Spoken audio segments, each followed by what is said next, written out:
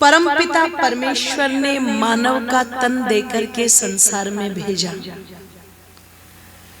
और ध्यान रखिएगा भेज करके एक संदेश, एक निर्देश कर दिया, मनुर्भव, मनुष्य बनना। अगर ये प्रश्न कर लिया जाए कि जब मानव का चोला देकर के परमात्मा ने भेज दिया तो वेद माता क्यों कह रही है कि मनुर्भव बन जाओ मनुष्य?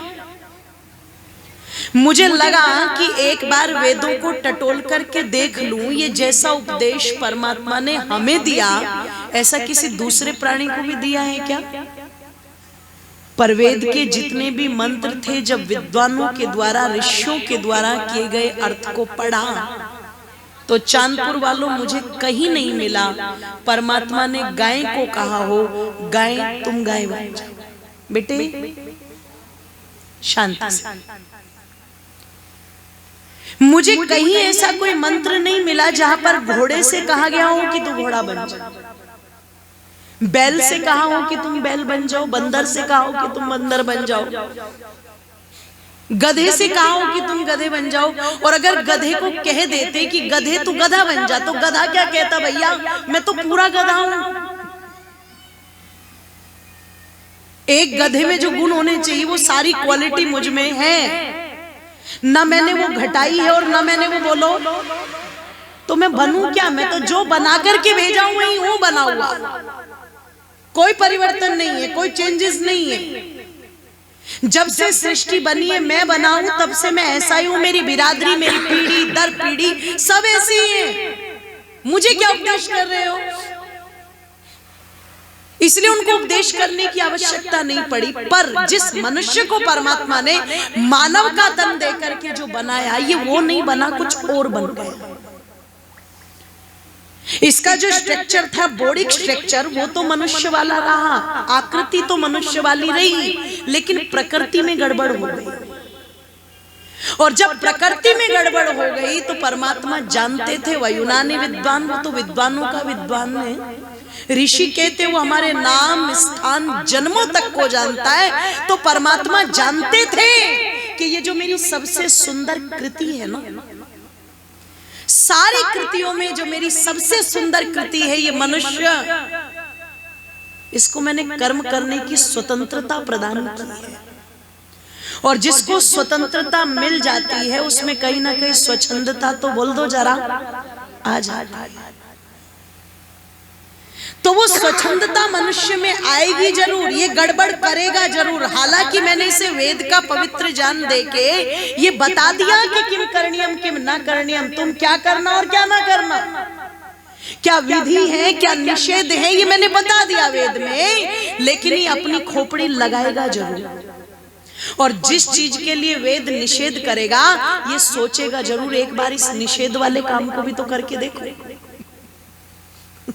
और वो परिणाम बनते बनते बनते बनते आज ये बन चुका है कि आज जहां पर अच्छे कार्य होते हैं, सीधे कार्य होते हैं, उनको कोई नाम फेम नहीं मिलता, ध्यान रखिएगा। पर जहां जरा सा कुछ उल्टा हो जाए वहां तुरंत आपको भारी भरकम भीड़, नाम फेम बिल्कुल सारा मिलेगा। अभी भारत में कुछ लोगों को पद्मश्री से सम्मानित किया गया, आप जानते हो। तो उनमें दक्षिण की तरफ की 2 माताओं को सम्मानित किया गया जो पर्यावरण प्रदूषण के लिए बहुत बड़ा काम कर रही है। पर आज मैंने भी पहली बार उनका नाम सुना। मैं सुन रही थी, जब न्यूज सुन रही थी कि किस किस को अब की बार पद्मश्री मिला, तो लगभग 98 या 99 लोगों की लिस्ट थी वो, तो उसमें उनका 2 का भी नाम था। आज जिनको पद्मश्री पुरस्कार से सम्मानित किया गया, वो दिया गया सम्मान उनको, तो मैंने पहली बार उन 2 माताओं का नाम सुना जो बहुत बूढ़ी हैं, अनपढ़ हैं और दक्षिण की हैं और पर्यावरण को बचाने के लिए बहुत संघर्ष कर रही है, लंबे काल से जीवन निकाल दिया उन्होंने उसमें। आज उनको सम्मानित नहीं। पर एक 15 साल की लड़की ने, ग्रेटा थनबर्ग, एक लेक्चर दिया था टीवी के ऊपर, हाउ डेयर यू करके, और वो पूरी दुनिया के अंदर छा गई थी। उसके आज ट्विटर पर लाखों फॉलोवर्स, इतने सारे लोग।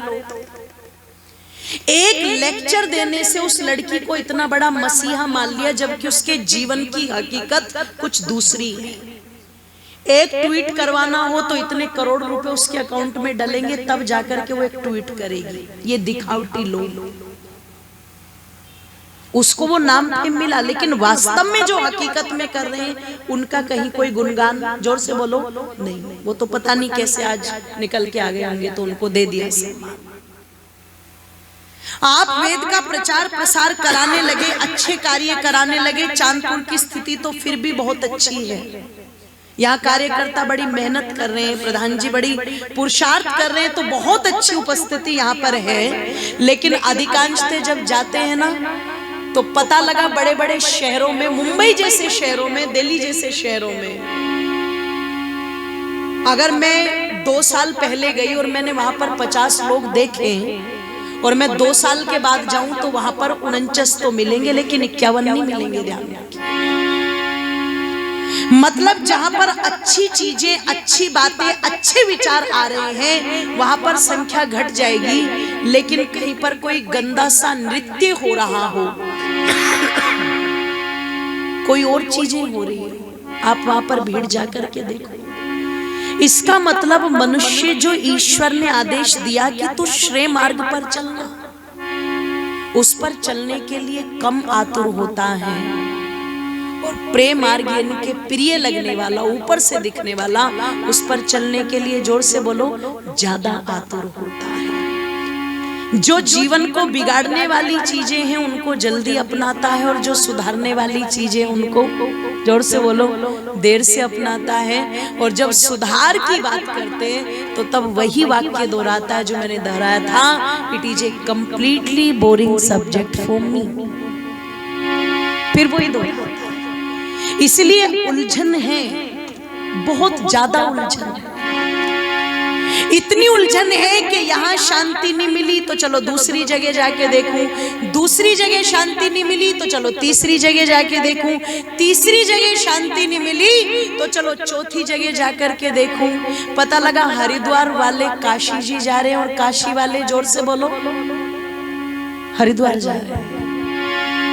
इलाहाबाद वालों से कहा तुम तो वैतरणी पे बैठे हो, तुम तो तैर गए होंगे। बोले ना, यहाँ तो नहीं तैरे, अब हरिद्वार जाएंगे, गंगा जी में देखेंगे, वहां तैरे। तो मैंने कहा यहाँ भी तो गंगा। बोले यहाँ वाली काम नहीं कर रही, इसके फंक्शन थोड़े कम पड़ गए, वहां वाली का ज्यादा नेटवर्क होगा, तो वहां जाकर के देखेंगे।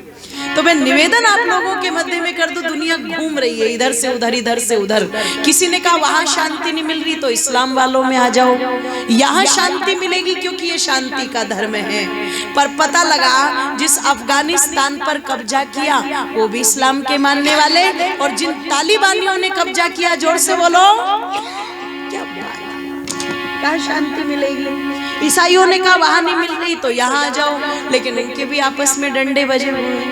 मतलब एक दूसरे को बुलाने में लगे हुए, यहाँ जाओ, यहाँ जाओ, कहीं लालच से, कहीं तलवार के बलबूते पर, कहीं बहका करके, कहीं अंधविश्वास के माध्यम से, लेकिन शांति नहीं है कहीं भी। जानते हो क्यों? क्योंकि जब तक व्यक्ति मत संप्रदाय के आधार पर चलता रहेगा, वो शांति को प्राप्त नहीं कर सकता, वो सुख को प्राप्त नहीं कर सकता। क्योंकि सुख का मूल कहीं पर भी संप्रदाय नहीं बताया, मत नहीं बताया। सुखस्य मूलम धर्म, सुख का मूल धर्म है। और अगर धर्म की जानकारी लेनी है तो परमात्मा की व्यवस्था वेद के साथ जुड़ना पड़ेगा, क्योंकि वेद अखिलो धर्म मूलम, वो धर्म का मूल है। इसलिए जब तक लोग वेद के अनुसार चलते रहे तब तक सुख शांति को स्थापित करते रहे, और वेद के विपरीत चलने लगे तो मेरे ऋषि कहते हैं भारत के अंदर क्या हो गया, बोलो, महाभारत हो गया, उलझ गए लोग। इसलिए कवि ने बड़े सुंदर पंक्तियां लिखी कि आज उलझन में उलझी है दुनिया, कि आज उलझन में उलझी है दुनिया, कोई सुलझाने वाला नहीं है। आज उलझन में उलझी है दुनिया, आज उलझन में उलझी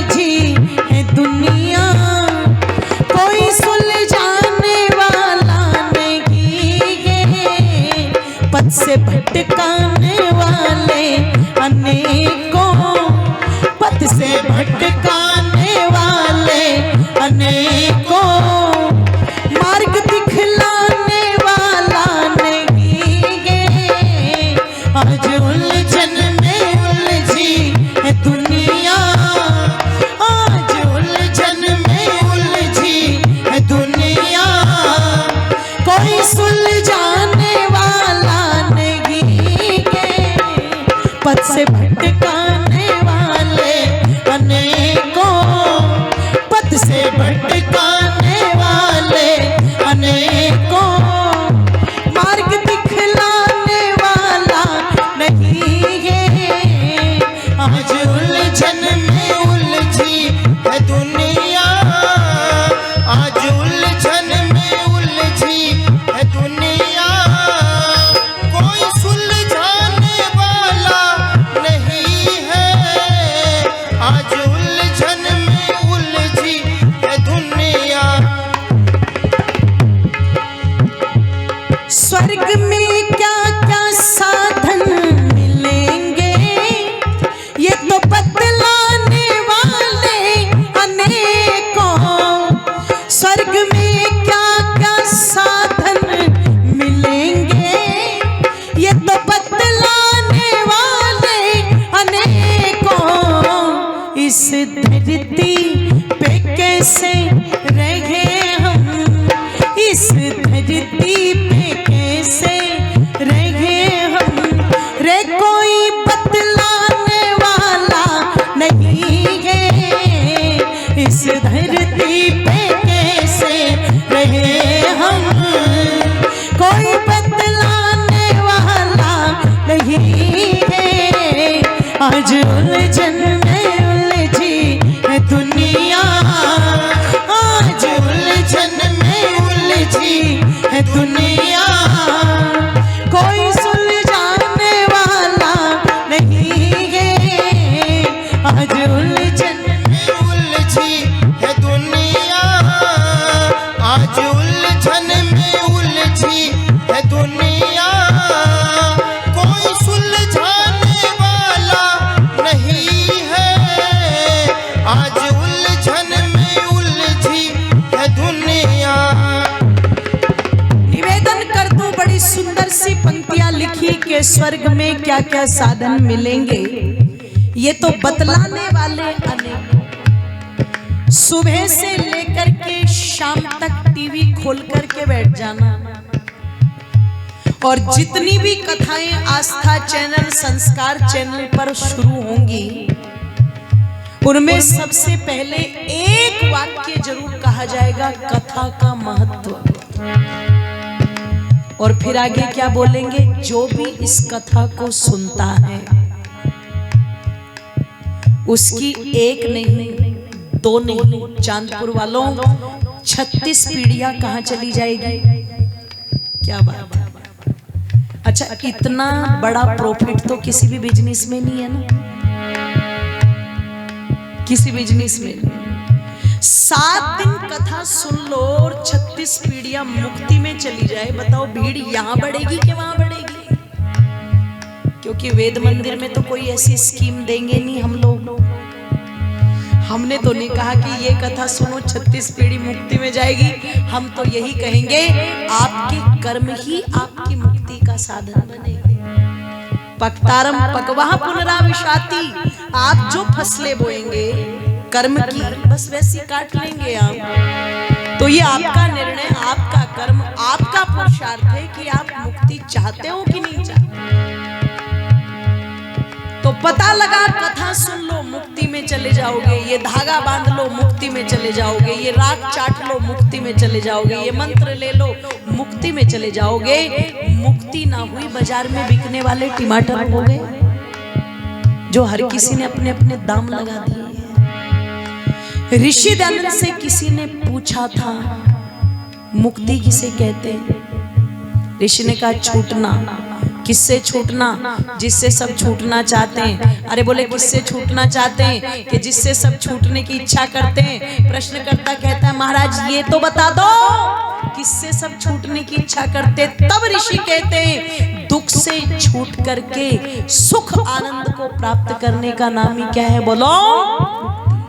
अगर दुख जीवन में है तो किसके कारण से? हमारे कारण से। सुख अगर जीवन में आएंगे तो किसके कारण से? बोलो, हमारे कारण से। इसका मतलब स्वर्ग और नरक के निर्माता कौन है? हम। अगर स्वर्ग हम चाहें तो बना सकते, नरक हम चाहें तो बना सकते।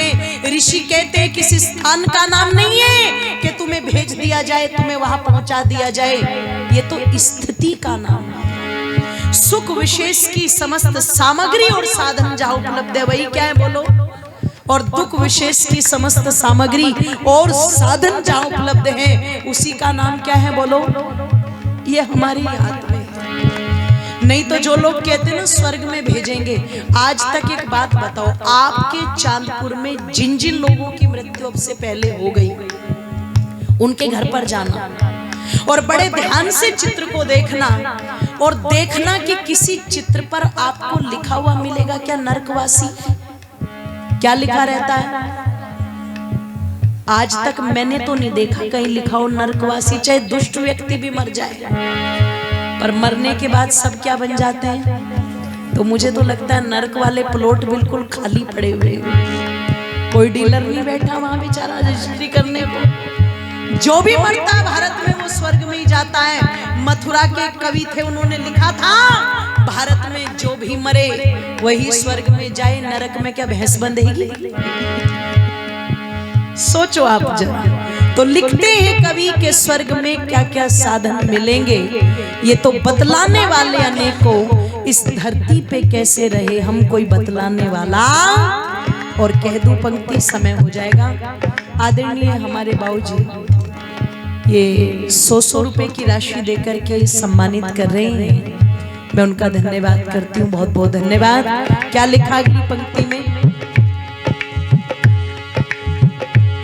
कोई हिंदू बना, कोई सिख बना, कोई ईसाई, कोई मुसलमान है। कोई हिंदू बना, कोई सिख बना, कोई ईसाई, कोई मुसलमान है। कोई ईसाई, कोई मुसलमान है। एक परिवार के सब सदस्य, एक परिवार के सब सदस्य, कोई मिलवाने वाला नहीं है। आज उलझन में उलझी है दुनिया, आज उलझन में उलझी है दुनिया।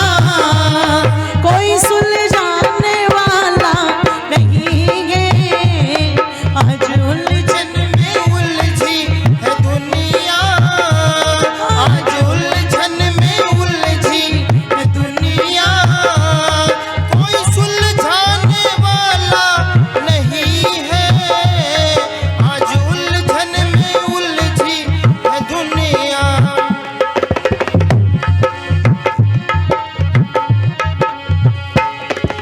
खगोल भूगोल के जाता बने, जिसको जानना था उसको जाना नहीं।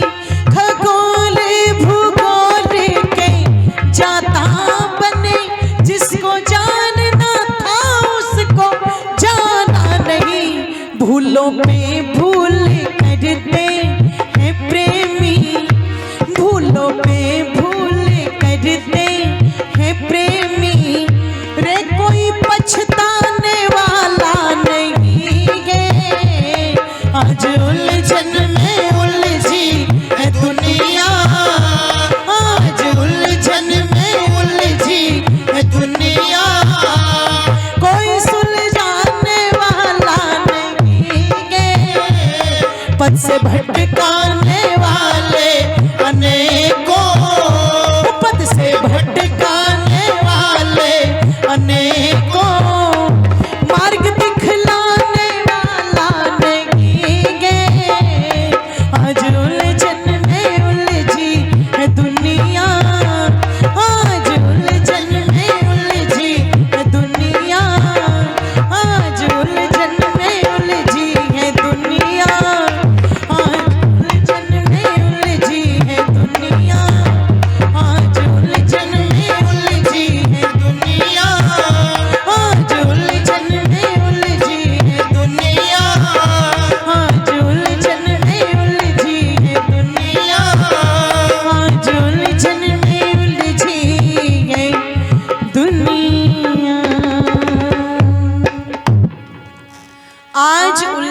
उलझी है दुनिया, कोई सुलझाने वाला नहीं है, और पथ से भटकाने वाले अनेकों, मार्ग दिखलाने वाला नहीं है। वो दिखलाने का कार्य अगर चल रहा है तो उसको वही लोग कर रहे हैं जो वेद और वेद के पवित्र सिद्धांतों को थोड़ा जानते हैं। वही लोग बन भी रहे हैं और बना भी रहे हैं, क्योंकि निर्माण का तो ध्यान रखना शुभारंभ वहीं से होता है। दुनिया के जितने भी मत संप्रदाय हैं सब कहीं न कहीं हिंदू बनो, मुसलमान बनो, सिख बनो, ईसाई बनो, जैनी बनो, बौद्ध बनो, हैं यही कह रहे हैं। लेकिन एक अकेला वेद ही ऐसा है, वो ईश्वर की व्यवस्था, वो धर्म की वास्तविकता ही ये कहती है हिंदू मुस्लिम सिख ईसाई बनेंगे तो झगड़े होंगे, पर मनुर्भव मनुष्य बनेंगे तो ध्यान रखने का किसी से किसी का कोई झगड़ा जोर से बोलो नहीं। इसलिए वेद माता कहती मनुर्भव मनुष्य बनो, और ये बनते नहीं, इनको बनाना पड़ता है। इसलिए लिखा था कवि ने कि पशु पक्षी अपने बच्चे अपने समान सही जनते हैं, और बिना बनाए मनुष्य के बच्चे कभी मनुष्य नहीं बनते हैं। ये बनते नहीं, इनको बनाना पड़ता है। तो जहां बनाने का कार्य हो रहा है, इसका मतलब वहां सच्चा यज्ञ हो रहा है।